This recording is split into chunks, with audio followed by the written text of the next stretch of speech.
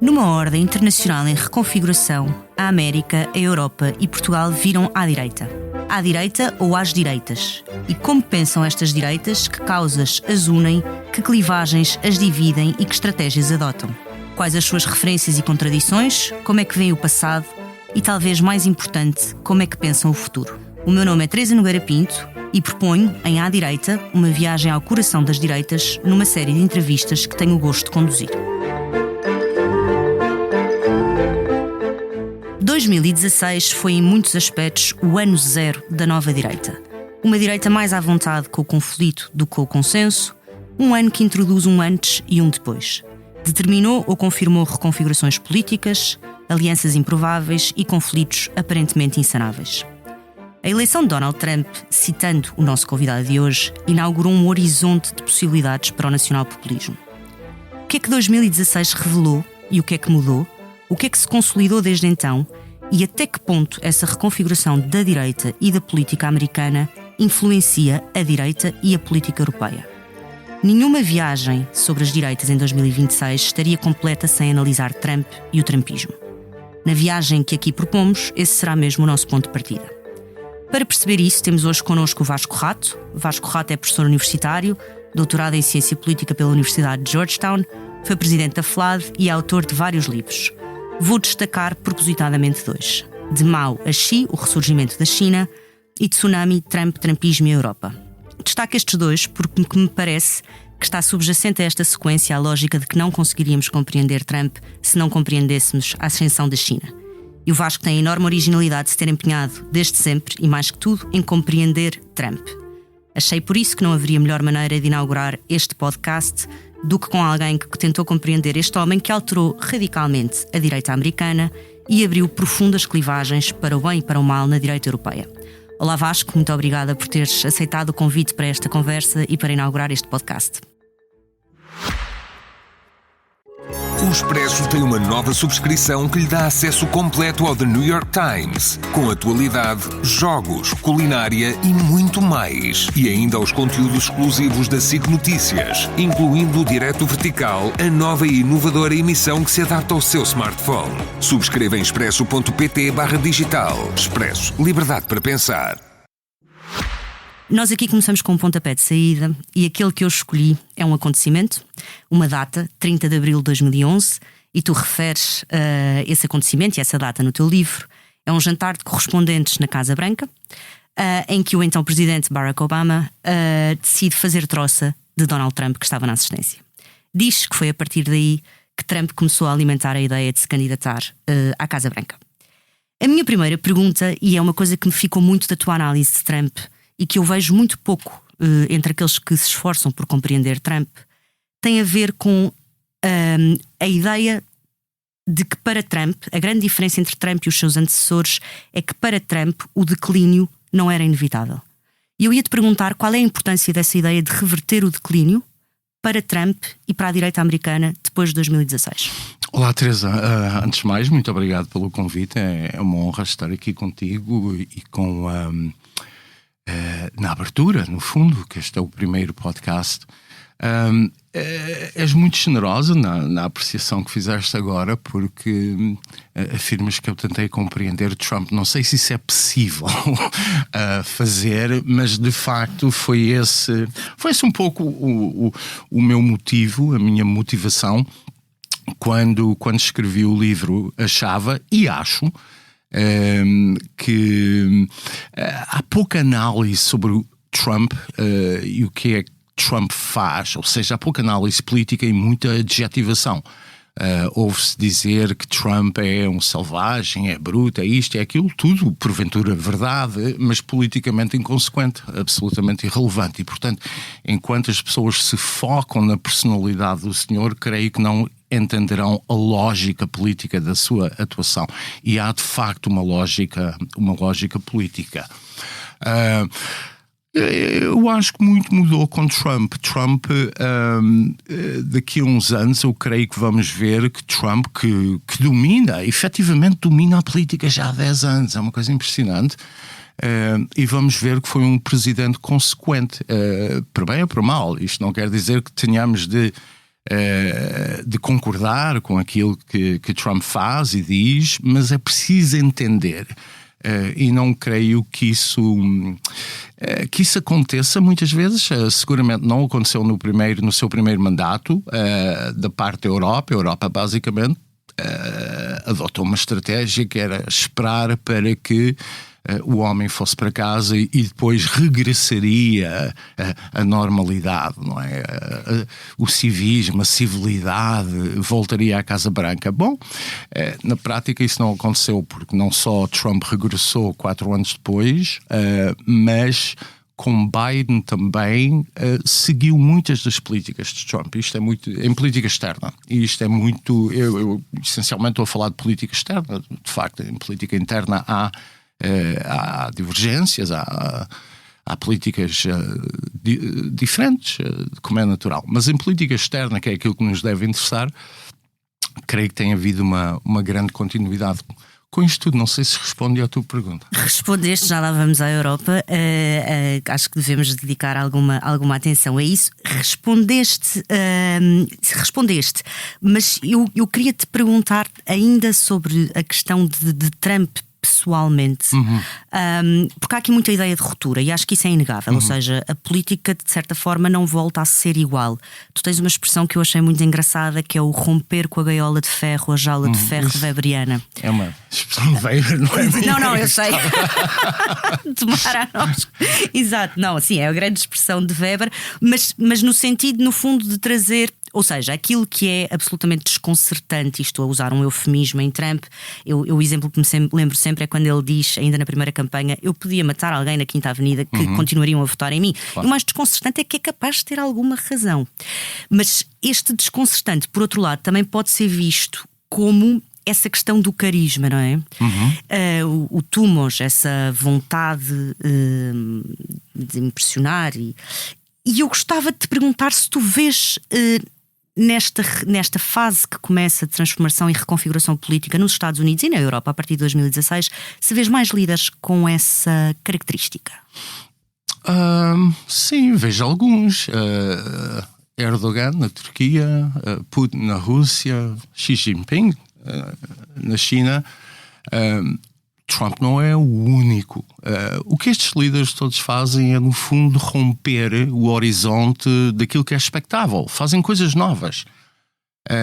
E isso pressupõe, obviamente, características pessoais que normalmente caracterizamos como carisma, mais uma vez, no seguimento de Weber, mas requer também que as sociedades estejam preparadas para essas rupturas e, de uma forma ou outra, todos estes homens surgiram num quadro em que, de facto, esses países, essas sociedades, não só estavam preparadas, mas como exigiam rupturas. Eu acho que muitas vezes se pensa que Trump é a causa da crise e não, quer dizer, é uma resposta, pode ser uma resposta que corra mal, pode ser uma resposta mal pensada, pode ser o que for, mas que é uma resposta, isso é. E a resposta aqui, então, há esta noção de declínio que referiste na pergunta anterior e que de facto não respondi, pensando bem. E esse declínio, vamos lá ver, é um declínio de várias dimensões. Primeiro é um declínio da própria sociedade americana. Daí as críticas ao wokeismo, uma série de coisas. Portanto, o que Trump estava a dizer é que a sociedade americana estava em declínio. A culture, não é? Estava em declínio.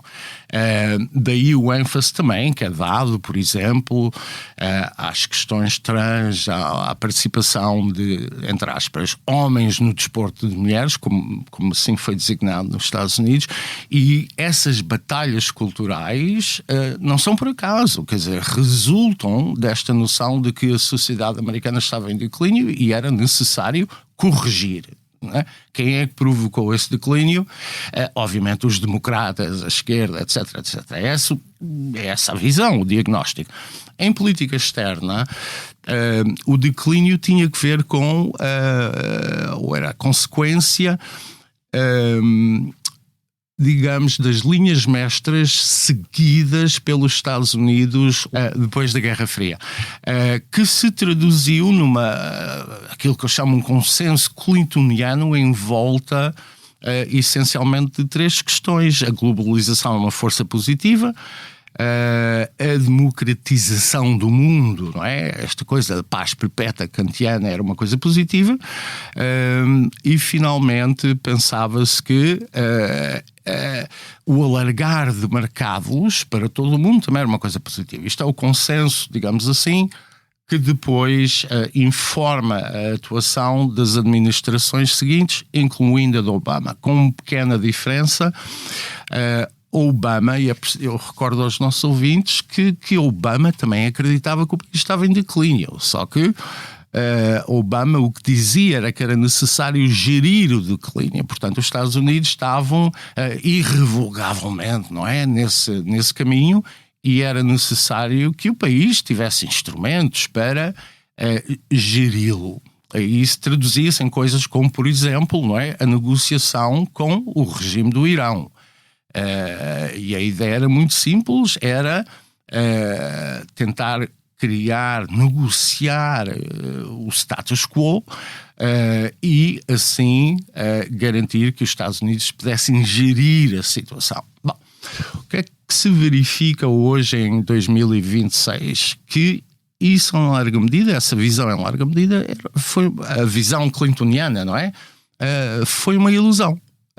Gerou um concorrente económico e militar, um rival quase à altura, a China, gerou um descontentamento profundo nas sociedades ocidentais, em resultado da desindustrialização e, aliás, um sentimento de insegurança que ainda se sente muito em muitas classes sociais, sobretudo a classe operária. Portanto, gerou um conjunto de consequências que hoje, em larga medida, as pessoas reconhecem que esse mundo acabou. Quer dizer, esta nova ordem mundial, esta ordem liberal, assente em regras, não sei o quê, Trump o que veio dizer é que esse mundo já não funciona. Hoje, pelo menos as pessoas penso que são mais lúcidas, mesmo na Europa, reconhecem que esse mundo já não regressa. Vasco, e transportando essa clivagem que estavas a falar, não é? essa ilusão também do fim da história, etc., não é curioso que ao mesmo tempo que se tinha essa visão tão otimista em relação à humanidade em geral, se fosse cavando um fosso, eu acho que esse fosso é fundamental para nós percebermos a direita, as clivagens dentro da direita e a clivagem entre a direita e a esquerda hoje. Um fosso entre as elites, no caso dos Estados Unidos, as elites da costa este e da costa oeste, e a gente comum, não é? Que é uma coisa que é extraordinariamente trabalhada do ponto de vista político pelo trumpismo, mas que não é Trump que a inventa. Há, aliás, 2 expressões, aquela expressão do Obama, aquela afeição que essa gente tem por armas. Sim. E religião, exatamente, e a Hillary Clinton com o basket of deplorables. O que eu te queria perguntar é se tu achas que essa cisão, que depois é trabalhada politicamente por Trump, se achas que ela existe também na Europa e se achas que ela cava fossos também dentro da direita, ou seja, uma direita cosmopolita, elitista, liberal, que tem um certo horror à gente comum e aos seus instintos mais conservadores. Acho que isso é bastante óbvio, porque nem sequer é uma questão de achar, isso vê-se nos padrões eleitorais, nos comportamentos eleitorais em vários países europeus. Esse descontentamento, essa alienação, Marx diria que é uma alienação, que eu acho que é uma boa expressão, depois traduz-se em votos, em partidos populistas, de direita, radical, esquerda radical, seja o que for, quer dizer, mas é um voto contra as coisas como elas são. E creio que há boas razões para que haja esse descontentamento. Não estou com isto a dizer que estes partidos depois oferecem soluções. Aliás, eu posso ser muito claro e específico, porque já estou numa idade em que me posso dar esse luxo. O Chega em Portugal pode não ter soluções para nada, mas encarna esse de descontentamento das pessoas. Um descontentamento que é real. E é real porquê? Porque durante muito tempo as elites, de facto, não queriam discutir assuntos que preocupavam as pessoas. Em Portugal, acho que há 2 exemplos que são óbvios, que é a imigração, sobretudo.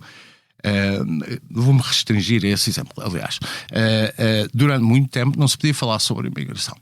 Porque quem o fizesse era fascista, era racista, era xenófobo, e algumas pessoas seguramente o eram. Mas havia muitas pessoas preocupadas com, no fundo, o bar aberto da imigração, do Dr. Costa, e as consequências que isso estava a provocar na sociedade portuguesa. E em vez de discutir esses problemas, as elites, e aqui reporto-me, dos partidos de esquerda e de direita, o PSD, o CDS, etc., não queriam falar sobre o assunto porque, mais uma vez, não era politicamente correto fazê-lo. A realidade, como faz sempre, acabou por se impor. E hoje hoje não é hoje literalmente, mas agora estamos a discutir essa questão e outras questões que não eram aceitáveis. Quer dizer, isto aconteceu por toda a Europa e aconteceu nos Estados Unidos. E o que Trump faz, mas também alguns europeus, o Orban de certa forma faz isso, o PiS na Polónia de certa forma faz isso, Farage está a fazer isso. E mais uma vez eu não estou a dizer necessariamente, quer dizer, tenho este problema quando... um endorsement. Não, mas porque eu tento explicar Trump e alertar para a lógica de Trump, quer dizer, sou um trumpista, ando a ouvir esta conversa há não sei quanto tempo. Portanto, só para ficar claro, não tenho simpatia particular para alguns destes partidos, acho que têm razão numas coisas, noutras não. Bom, dito isso, no fundo,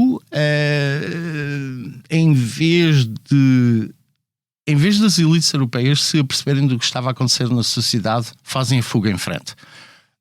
Fazem a fuga em frente em políticas ambientais, fazem a fuga em frente em muitas coisas. E isto, obviamente, criou o caldo de rejeição que tem levado ao surgimento destes partidos. Essa é a minha análise. E eu, por acaso, queria-te perguntar, Vasco, e estamos aqui sempre nesta... Desculpa, Teresa, deixa-me só acrescentar uma coisa. Claro. A vitória de Trump, nesse sentido, é muito significativa, porque, apesar de muita gente não se rever em Trump, pelo menos percebe, quer dizer, e a vitória de Trump em 2016 dá-se ao mesmo tempo do Brexit. Exatamente. Portanto, estes 2 acontecimentos em conjunto mostram que esse horizonte que estava tapado pelas elites, que era possível quebrá-lo. E eu queria aqui, Vasco, há 2 caminhos e eu queria ir para os 2. Vou primeiro aqui para há o das elites e há o da Europa. E vou aqui primeiro à Europa, citando-te. Tu tens uma passagem no livro em que referes: confrontadas com o levantamento populista a alastrar por vários países, as elites europeias nacionalizaram o trumpismo, utilizando-o como arma de arremesso no combate aos seus partidos populistas. Certo. Isto foi evidente, até foi evidente em Portugal. Portanto, é interessante perceber como isso de facto aconteceu em vários casos. Mas não... E está a acontecer. Continua a acontecer. Embora talvez com cada vez menos eficácia. Não sei. Mas eu ia perguntar-te se tu não achas que, ao mesmo tempo que é usado como arma de arremesso, Trump e o trumpismo funcionam como uma espécie de espelho em que essas elites europeias e nós europeus nos vemos sem filtros, um bocadinho mais feios, mais velhos, e depois há ali um irmão mais novo, cheio de energia, com mais sucesso, que ainda está a tentar salvar o património da família. Estou a pensar concretamente nos recados que nos foram dados por J.D. Vance e por Rubio em Munique, e por uma expressão no National Security Strategy, na National Security Strategy, que é apagamento civilizacional em relação à Europa. É bonito isto que nós vemos no espelho quando olhamos para os Estados Unidos. Há muita gente que acha que é lindíssimo. Aliás, parte do problema é esse, não é? um pedantismo e uma falta de autocrítica na Europa. Quer dizer, se as coisas são tão perfeitas, então porquê é que temos estes problemas todos? Quer dizer, parece-me que é uma questão normal que se deve colocar. E o que tem acontecido, o que as elites europeias têm vindo a fazer nos últimos 10 anos é usar Trump como um espantalho político, não é? E nesse sentido nacionalizaram. Quer dizer, Trump é um assunto político em todos os países. Quer dizer, Trump faz parte da política nacional em todos os países europeus, que é uma coisa absolutamente incrível, não é?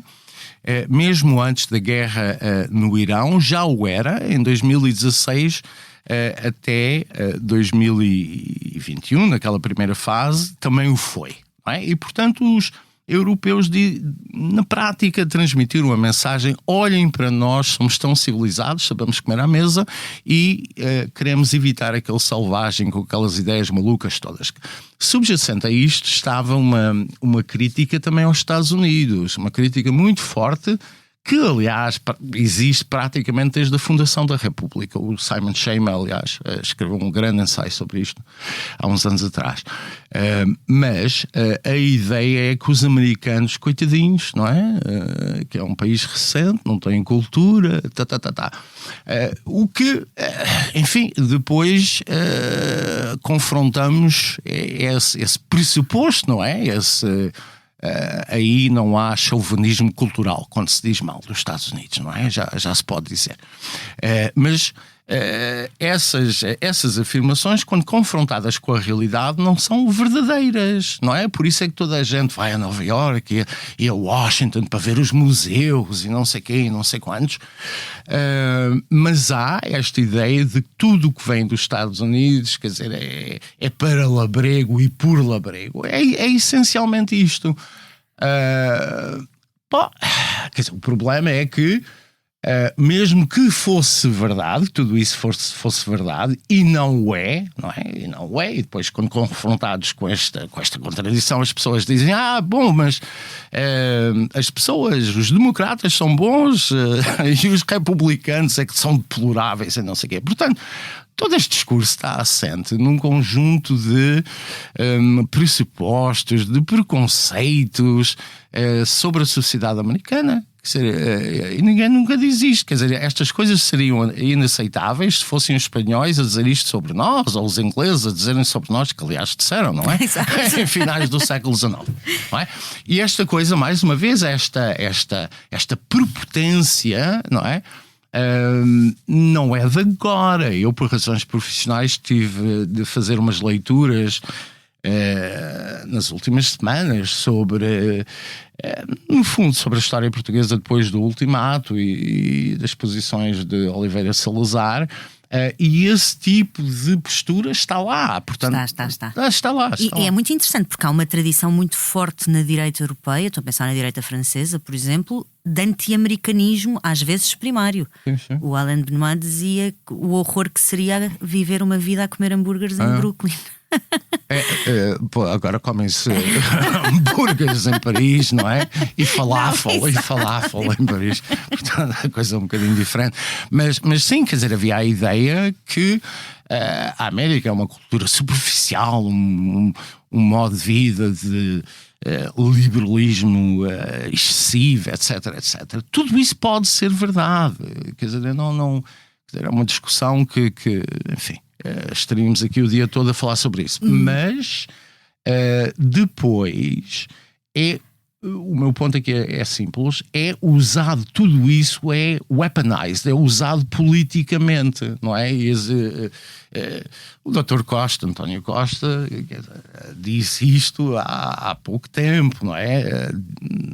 Fê-lo de uma forma um bocadinho, enfim, mais do que à maneira do Dr. Costa. E, portanto,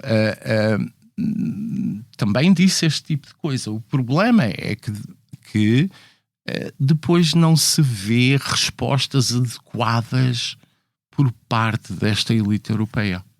Sim, eu ia-te perguntar, e agora indo para a parte da elite, até porque eu acho que uma maneira, ou seja, o populismo traz esta ilusão de que nós nos livramos das elites. Nós não nos livramos das elites, quer dizer, nunca, em nenhum momento, como de resto, os paraísos anunciados pelo socialismo também nunca se livraram das elites. O que vai variando é o critério. Portanto, nós temos sempre uma minoria mais organizada que manda ou manda mais do que uma maioria desorganizada.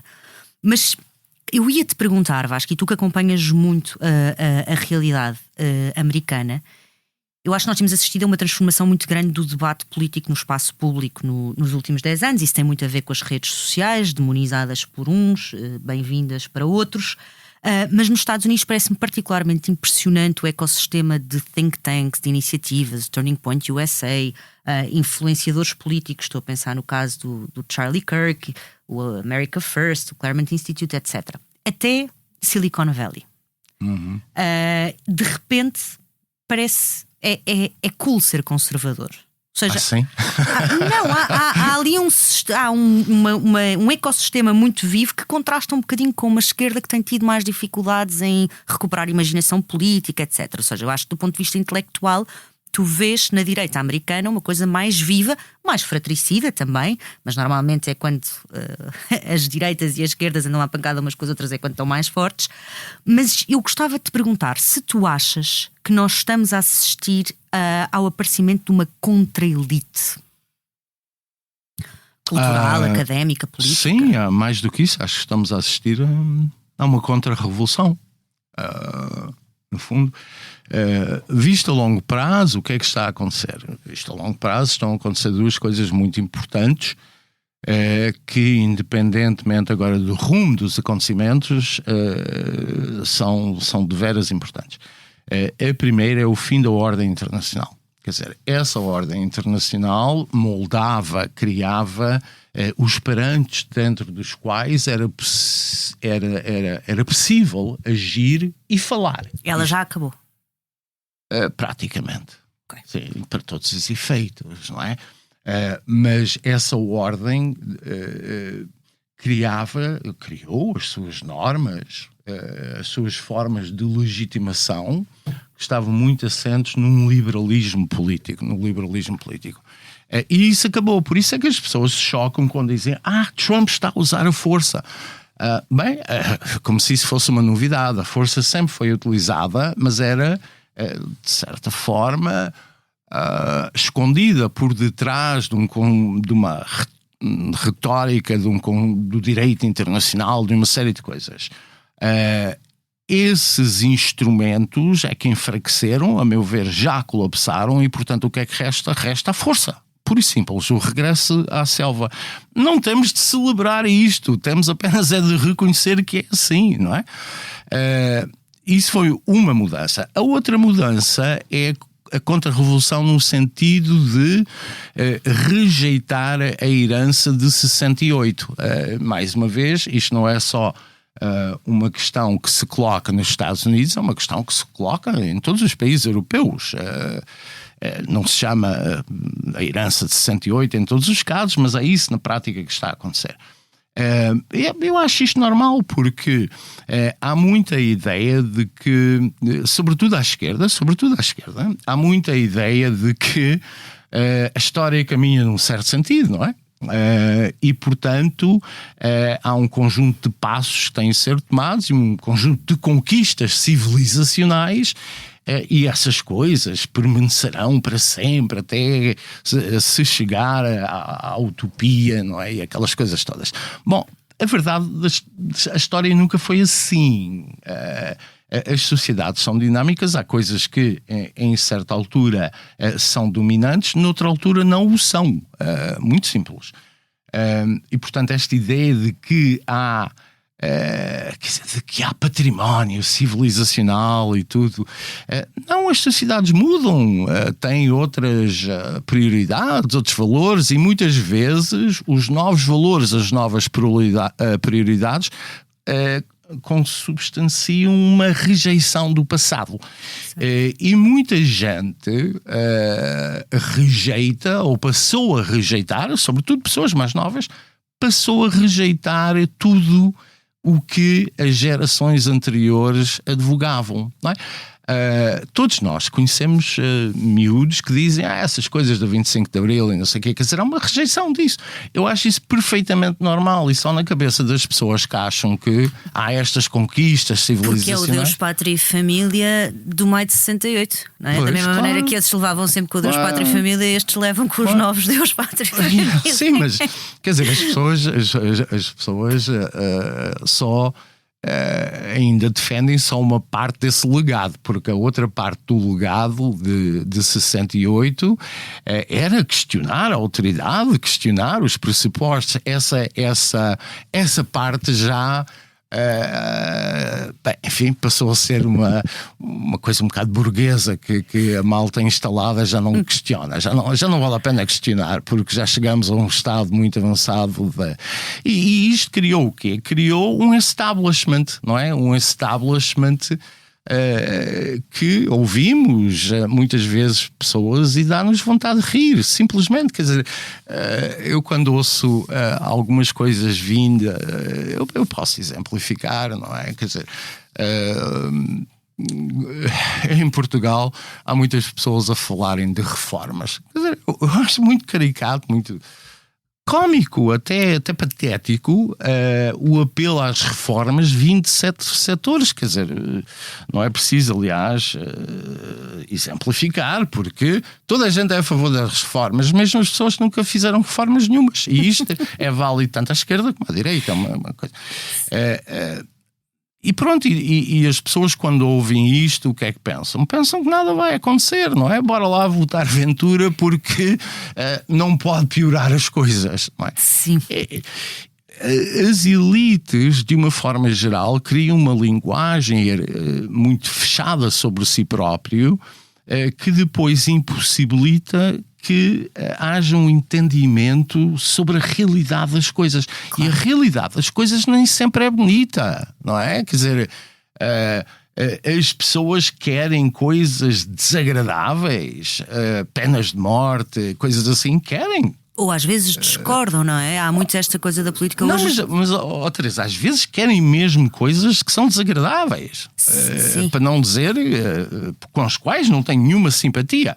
Mas o ponto é, isto combate-se politicamente. Não se fecha espaço político, não se é o Dr. Marcelo Caetano, não é? A dizer que quer renovar, mas ao mesmo tempo fecha espaço político. Eu acredito que as más ideias são confrontadas na política, politicamente, e essas más ideias acabam por ser desacreditadas.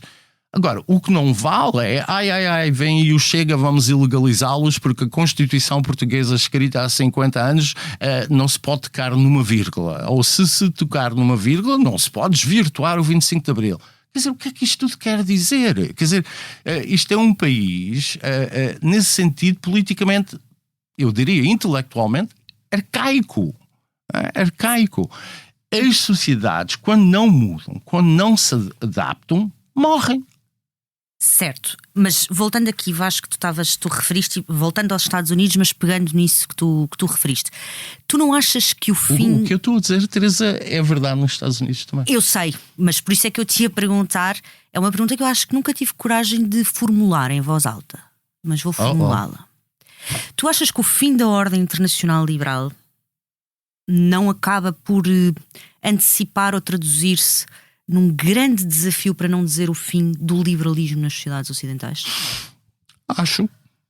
Mas isso é um problema. Acho. Mas também acho que o fim da ordem liberal é já um espelho da crise do liberalismo. Que é reformável? O declínio é reversível? Eu tenho muitas dúvidas que o seja, porque o liberalismo foi levado a um extremo, que me parece muito difícil agora recuar. Isto é, o liberalismo traduz-se hoje num conjunto de direitos. Direitos associados a um hiperindividualismo. O liberalismo, quer dizer, o John Gray escreveu um livro recente sobre isto e eu estou de acordo. Quer dizer, nós estamos num ponto em que qualquer noção do coletivo, da sociedade, do país, o que lhe queiram chamar, qualquer noção parece caricata. Quer dizer, se a gente falar nisto publicamente, muitas vezes a reação da outra parte é sim. Como se estivéssemos a falar de coisas... Que só serve para hostilizar o outro e nunca para agregar. Sim. Mas nenhuma sociedade consegue sobreviver a prazo ou consegue prosperar se não tiver autoconfiança. E a autoconfiança resulta de quê? Resulta desta ideia que temos um projeto, um rumo, temos de cumprir um projeto coletivo. Independentemente da forma como isso é depois definido, mas se nós pensamos que o país existe, mas não tem nada a ver connosco, não temos responsabilidades no que diz respeito à defesa, quer dizer, uma sociedade assim não sobrevive, não é? E deixa-me perguntar-te uma coisa. Tu achas que então o espírito e a lógica do Make America Great Again nesse aspecto funcionou? Bom, ganham 2 anos.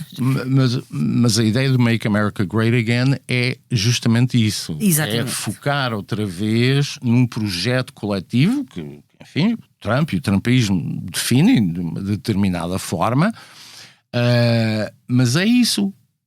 E na Europa, vês alguma tentativa com sucesso ou sem sucesso de replicar essa ideia?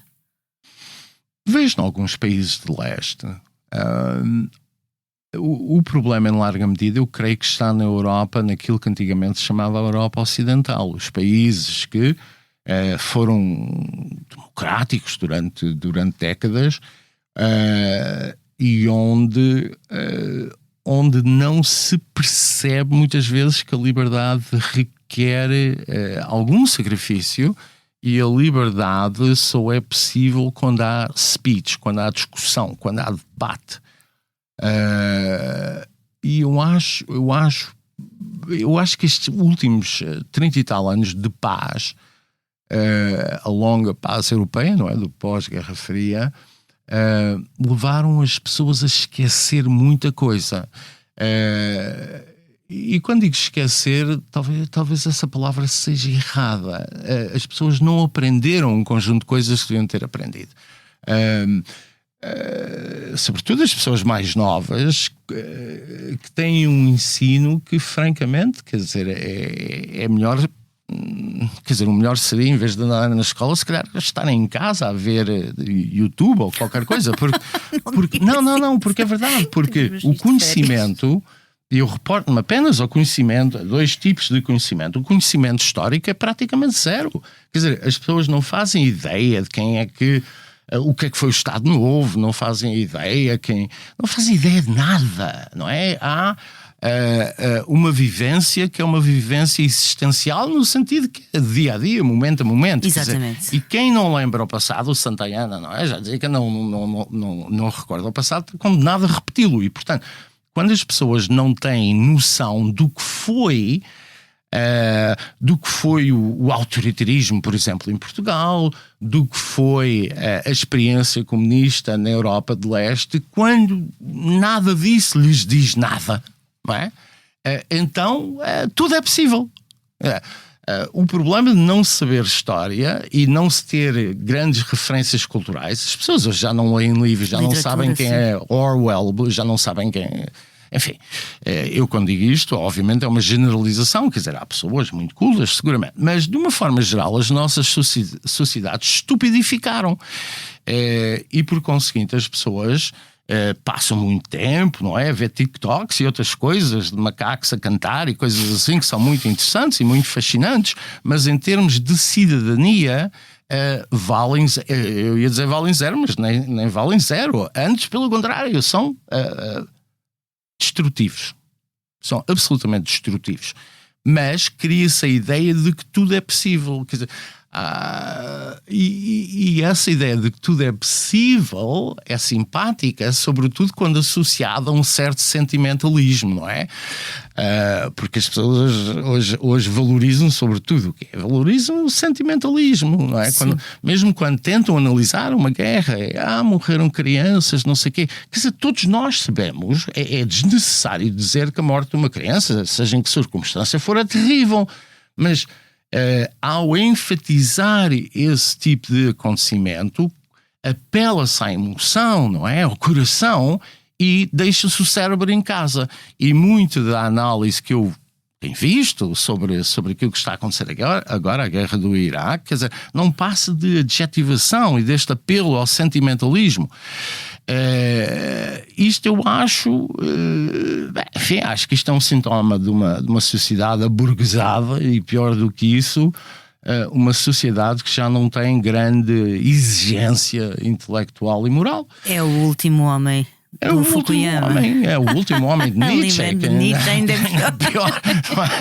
É absolutamente o último homem, não é? O homem destituído de qualquer interesse. Bem alimentado e bem vestido. Exato. Parabéns, a globalização agora significa que podemos ter 7 televisões em casa. Fantástico. Mas, Vasco, agora não resisto a ir aqui à questão do Irão, precisamente pensando a direita europeia e os efeitos da direita americana. Porque também, ou seja, parece-me que está a ser difícil para uma direita. Bom, para já isso tu sabrás isso muito melhor do que eu, as divisões que esta intervenção no Irão está a criar dentro da direita americana, mas também para uma direita europeia que se diz patriótica, etc. Como é que gera isto? Estou a pensar no caso de Meloni, mas também estou a pensar, por exemplo, em outras direitas mais radicais, como a AfD, que têm sido até hostis em relação aos Estados Unidos. Como é que não é só a direita, é Pedro Sánchez. Sim, exatamente. O demagogo dos demagogos. Portanto, um certo anti-americanismo, mas ao mesmo tempo também não será. Como é que uma direita europeia que se diz patriótica também pode subscrever? Como é que vamos sair deste imbróglio?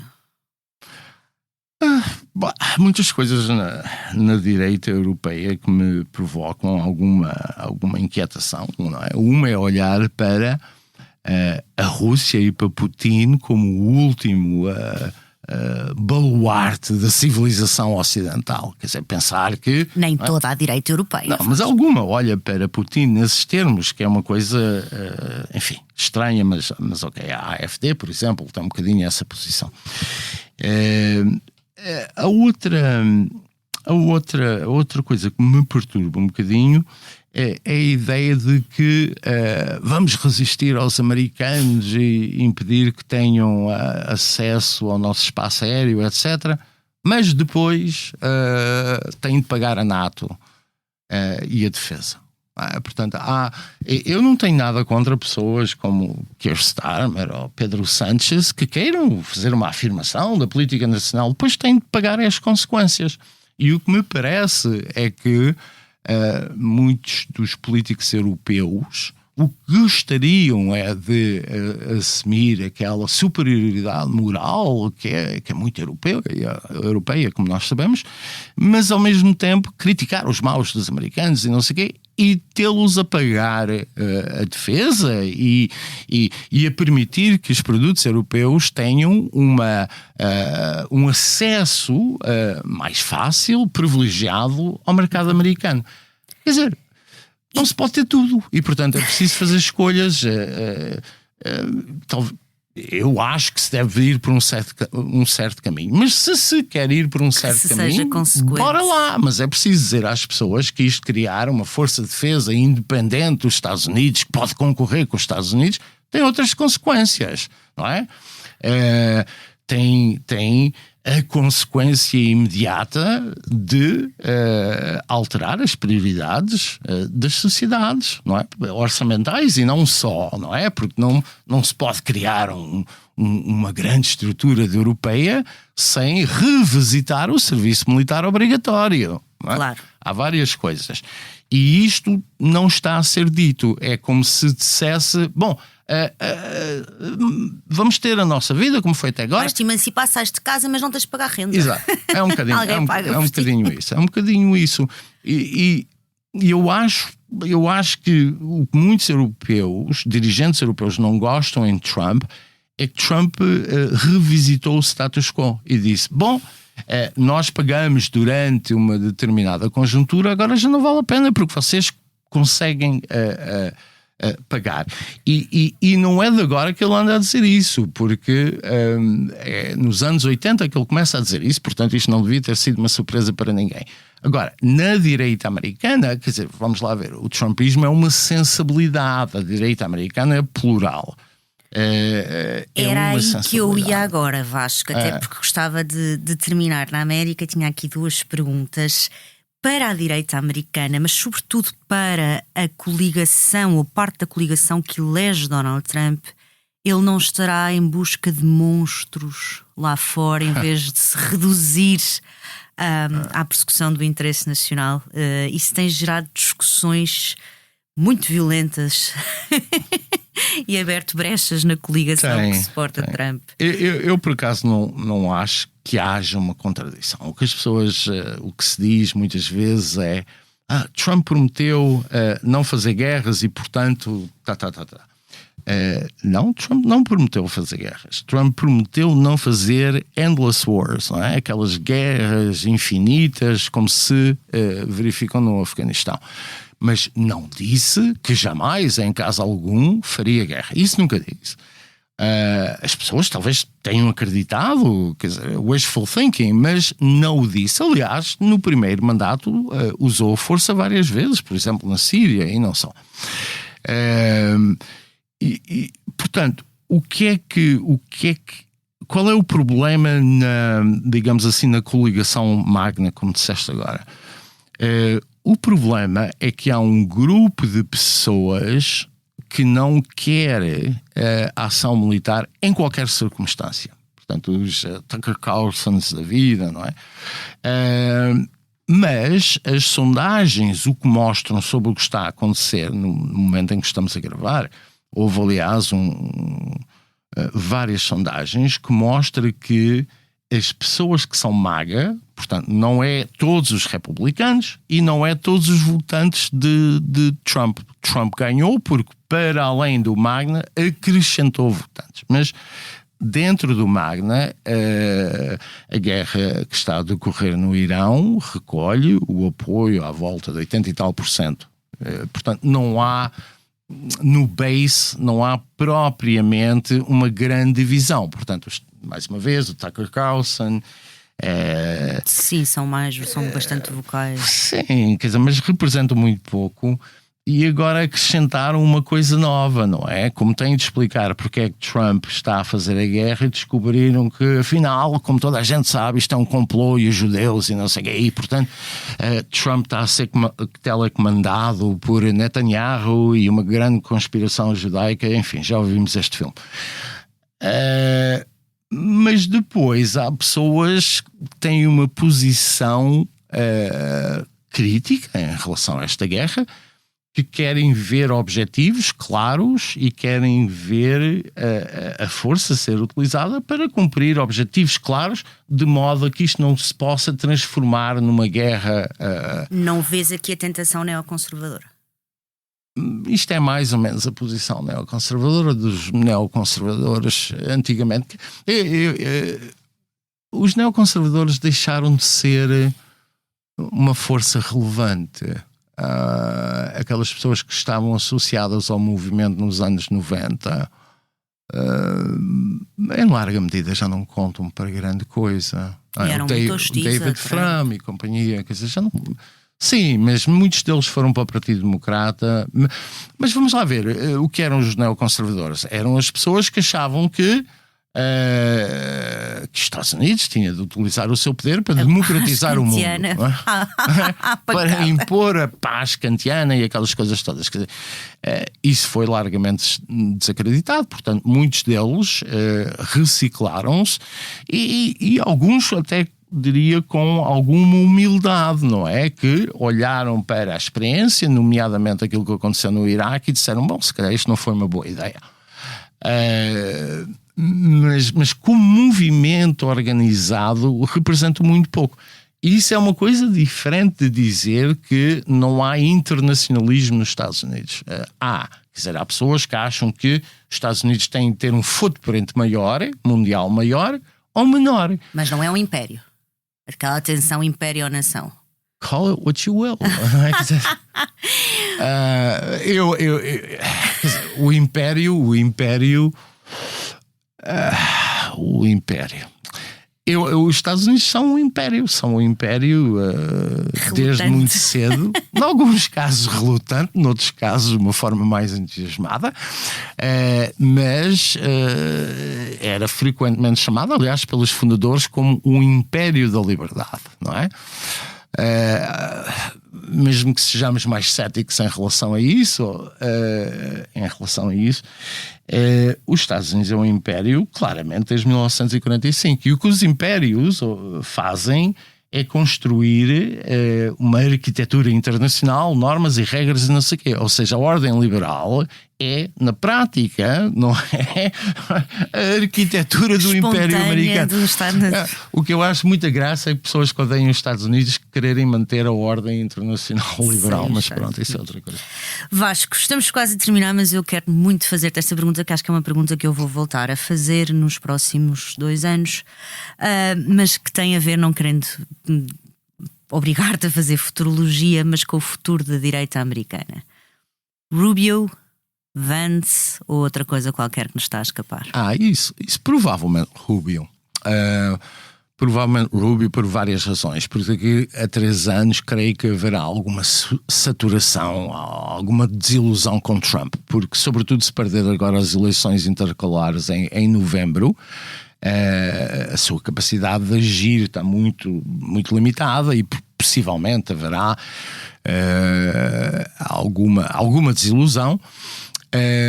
Que torna a vida difícil para Vance. Quer dizer, é preciso recordar que Vance está numa situação muito ingrata, porque tem de apoiar o seu presidente, não se pode descolar, e quando o faz parece que está a ser traiçoeiro, não é? Quando se diz, o Vance é contra a guerra, quer dizer, não é bom para Vance. E o que eu acho... mas isto é a minha intuição. O que eu acho é que Vance nem sequer irá disputar as primárias. Vance tem 30 e poucos anos, 30 e muitos anos, não tem ainda 40 anos. 40. E portanto pode esperar, não é? Não tem de ir desgastado para as primárias, que começam na prática daqui a 2 anos, daqui a 1 ano e meio, sensivelmente. Portanto, isto parece-me que haverá a tentação de simplesmente não ir, esperar 4 anos ou 8 anos ou até 16 anos. Quer dizer, Vance não tem 40 anos, quer dizer, é um bebê em política americana. Portanto, tem muito tempo a esperar e para desenvolver ideias, para fazer uma série de coisas.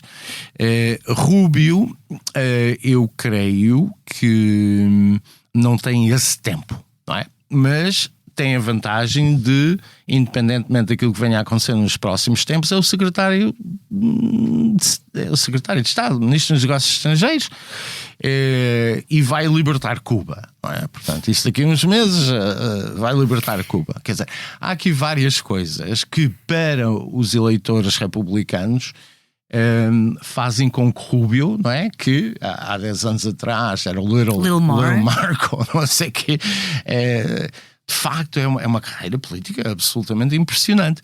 E isso faz mais sentido, acho eu, daqui a 3 anos. Agora, se Rubio consegue ganhar ou não, isso é outra coisa. Quer dizer, não, mas diga-se passagem que os democratas não estão a dar uma resposta para as novas realidades do mundo, acho eu. Mas isso é uma coisa que também é discutível. E, portanto, podemos ter aqui uma situação em que temos Trump a dominar a política durante 10 anos e depois mais 8 anos de Rubio. Quem pensa que tudo voltará àquilo que era, ao status quo ante, está muito enganado. Muito bem. Sim, senhora Vasco, muito obrigada. E obrigada a todos os que nos acompanharam neste périplo sobre o trumpismo, episódio de estreia de À Direita, um podcast de reflexão sobre as ideias, as clivagens e o horizonte da direita contemporânea. Este episódio foi gravado e editado por João Luís Amorim, a capa é de Tiago Pereira Santos, com fotografia de Matilde Fieschi. A coordenação é de Joana Beleza e a direção de João Vieira Pereira. Eu sou a Teresa Nogueira Pinto e volto daqui a 15 dias com mais convidados à direita. Até lá, ouçam-nos em expresso.pt ou na sua app preferida de podcasts.